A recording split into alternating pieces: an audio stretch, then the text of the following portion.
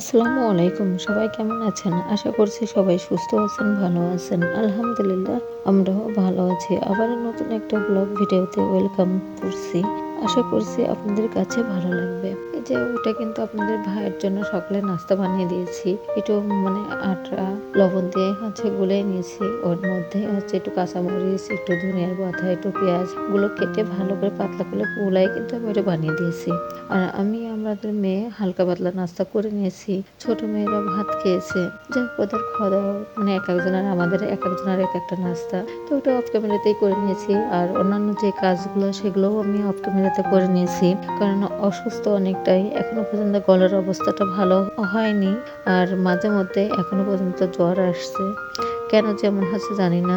যাই হোক, এই যে টেবিলের উপরে যে জারগুলো ছিল সেই জারগুলো কিন্তু একটু ময়লা হয়ে গেছিলো। তা মুছতে যেয়ে দেখি ওইখানে যে ওই দিনকে কফি বানিয়েছিলাম, কফি ঢালতে যেয়ে আমার মেয়েরা মনে হয় ওর উপরে একটু ফেলে দিছিল। তা যাই হোক ওইখানে জড়াই ছিল, তা শুকাই গেছিল। তা ভাবলাম যে একবারে ওর মধ্যে থেকে ঢেলে ফেললাম। ঢেলে নিয়ে তারপর কিন্তু আমি পানিতে ভালো করে পরিষ্কার করে ফেললাম। পরিষ্কার করে কিন্তু আমি পানিটা ঝরিয়ে টিস্যুটা দিয়ে ভালো করে মুছে ফেলছি। মুছে ফেলার পরে আমি যার যেইখানে যেটা ছিল সেটা কিন্তু আবার ঢেলে আবার রেখে দিলাম। আর এটা তো টেবিলের উপরেই থাকে। এটার উপরে যে কফিটা ছিল এই যে দেখাই যাচ্ছে, ওইটা পড়ে গেছিল। তো আমি আবার আগে থেকে পানিটা দিয়ে একটু ভিজিয়ে রাখছিলাম। যাই হোক এটাও পরিষ্কার করে এই যে ধুয়ে পরিষ্কার করে আমি উপর করে রাখছি। পানিটা ঝরে গেলে আমি টেবিলের উপরে নিয়ে যাব। তো যাই হোক, যারা আমার ভিডিওটি দেখছেন তারা একটা লাইক দিবেন, কারণ আপনাদের একটা লাইক আমাকে আরো একটি নতুন ভিডিও বানাইতে উৎসাহিত করবে। আর আমার ভিডিও যদি আপনাদের কাছে একটুও ভালো লেগে থাকে তাহলে সাবস্ক্রাইব করে পাশে থাকবেন। বেল বাটনটি অন করে রাখলে আমি যে ভিডিওটাই দিব না কেন আপনাদের কাছে নোটিফিকেশন চলে যাবে। প্লিজ একটা লাইক দিয়েন, কারণ আপনাদের একটা লাইক আমাকে আরো একটি নতুন ভিডিও বানাতে কিন্তু উৎসাহিত করবে। আর আপনাদের একটা লাইক কিন্তু আমার অনেক গুরুত্বপূর্ণ। আপনি যদি একটা লাইক দেন তাহলে অনেকের কাছে পৌঁছে দিবেন। এই যে যাই হোক, এই যে মাছটা কিন্তু আগে থেকে ভিজে রেখে দিয়েছিলাম। এই মাছটা নিয়ে আসছিল আপনাদের ভাই সবসময়ের জন্য বড় মাছ তো কেটেই নিয়ে আসে। তাই এই দিনকে বাজারে গিয়েছিল, তা আসার সময় কাটার লোক ছিল না, তা কাটতেও পারিনি। তা ফ্রিজে নিয়ে এসে কিন্তু রেখে দিয়েছিল। তা 2-3 দিন ছিল। তা বললো যে দাও আমি কেটে দিচ্ছি। তা উনি তো আর কাটতে পারে না আসলে। পরে আমি কি করব, আস্তে আস্তে করে ভিজালাম। ভিজাই নিয়ে আস্তে আস্তে করে কিন্তু এভাবে করে কেটে ফেললাম। মাছটা কিন্তু দেখতে দেখা যাচ্ছে ছোট, কিন্তু ছোট না। এক একটা কিন্তু 4 কেজি ওজন করে মাছ। দুইটা মাছ 8 কেজি ওজনের। তো উনি সবসময়ের জন্য বড় এই সাইজের মাছই কেনে, সবসময় উনি ছোট মাছ পছন্দ করে না। আর আমি তেলাপিয়া মাছও অনেকগুলো ভিজাইছি। বাচ্চাদের মাছ আমার বিড়ালের বাচ্চাদের মাছও ফুরাই গেছিল। এই যে কয়দিন অসুস্থতার জন্য আমি মাছটা কাটতে পারছি না, এই জন্য। তো আজকে একটু মাছগুলো কেটে নিলাম। কেটে নিয়ে আমি আস্তে আস্তে রান্নার দুপুরে রান্না করার জন্য সব সবজিগুলো কেটে নিয়েছি। তো এইখানে ফুলকপি, আলু আর সিমটা দিয়ে রান্না করছি। তো আমি এখানে যে মশলাটা তো কেটেই নিয়েছি। আসলে দেখে তো আর দেখেই ভালো বোঝা যায়। আর আমার থেকে আমার আপুরা অনেক ভালো রান্না করতে পারে। আমি তো কোনো কিছুই না। তারপর যেহেতু ব্লগ করি এটা তো দেখাইতেই হবে, এই জন্য মাঝে মাঝে দেখা যাচ্ছে শেয়ার করি। আর একটা জিনিস, একই জিনিস প্রতিদিন শেয়ার করতেও কেমন লাগে।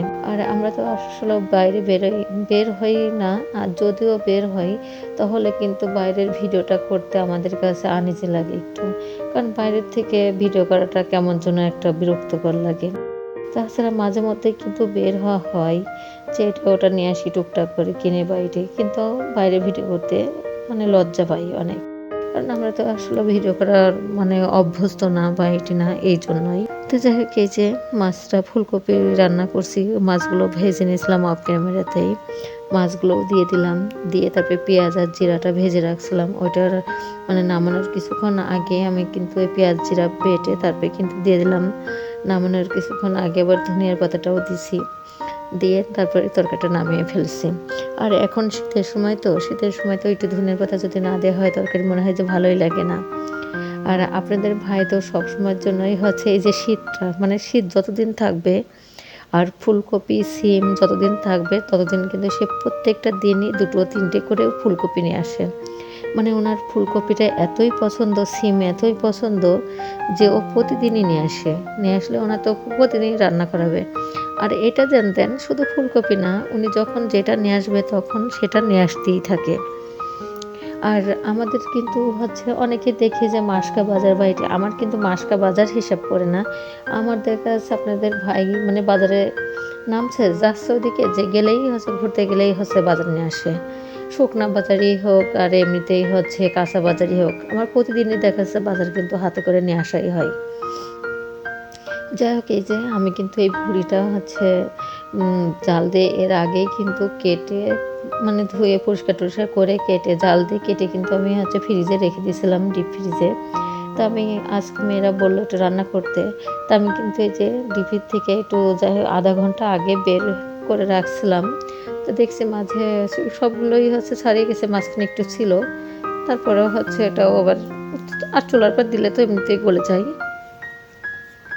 তা আমি এই যে ঝাল, পেঁয়াজ, রসুন সব কিছুই কিন্তু কুচায় কেটে নিয়েছি। আর হচ্ছে শুকনো মরিচ কিন্তু আমি এখানে হচ্ছে যে ফালি করে কেটে দিছি। আর কিছু গুঁড়া মশলা দিছি, জিরার গুঁড়া, তারপরেও ইসের গরম মশলার গুঁড়া, সব কিছুই গুঁড়া দিছি। কিন্তু আমি হচ্ছে ভর্তি একটু মানে সব মশলার গুঁড়াটা একটু কম কমই দিই। তা আজকে দিলাম ওইগুলো দিয়ে হচ্ছে রান্না টান্না করে আমি টক দই দিছি ওইখানে। তা নামানোর পরে কিন্তু নামানোর কিছুক্ষণ আগে একটু জিরা আর হচ্ছে গরম মশলার গুঁড়াটা হচ্ছে একটু ভেজে গুঁড়া করে তারপরে দিয়ে দিছি। আর এটা হচ্ছে বিকালের জন্য এই যে পাস্তা রান্না করার জন্য চলে আসলাম। তাই এখানে পেঁয়াজ কুচি আছে, রসুন কুচি আছে, কাঁচামরিচ কুচি আছে, তারপর হচ্ছে ক্যাপসিকাম আছে।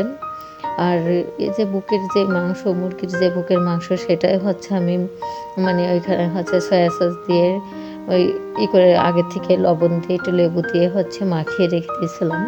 আর এইটা হচ্ছে দিতে যাই কিন্তু স্কিপ হয়ে গেছে।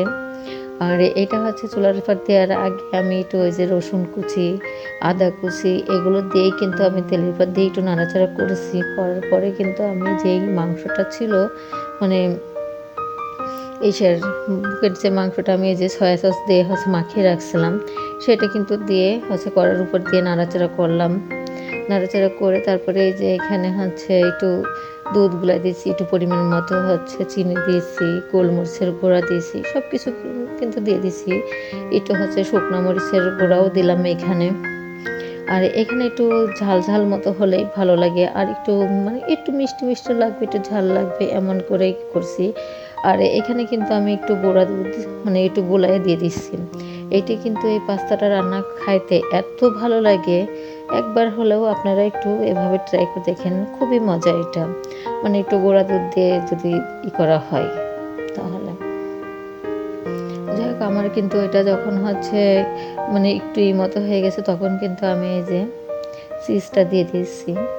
চিজটা দিয়ে একবার একটু দেবো, দেওয়ার পরে কিন্তু আমি একটু নেড়ে দিচ্ছি। নেড়ে দেওয়ার পরে কিন্তু আমি আরেকবার দেবো, দিয়ে একটু ঢেকে রেখে দেবো।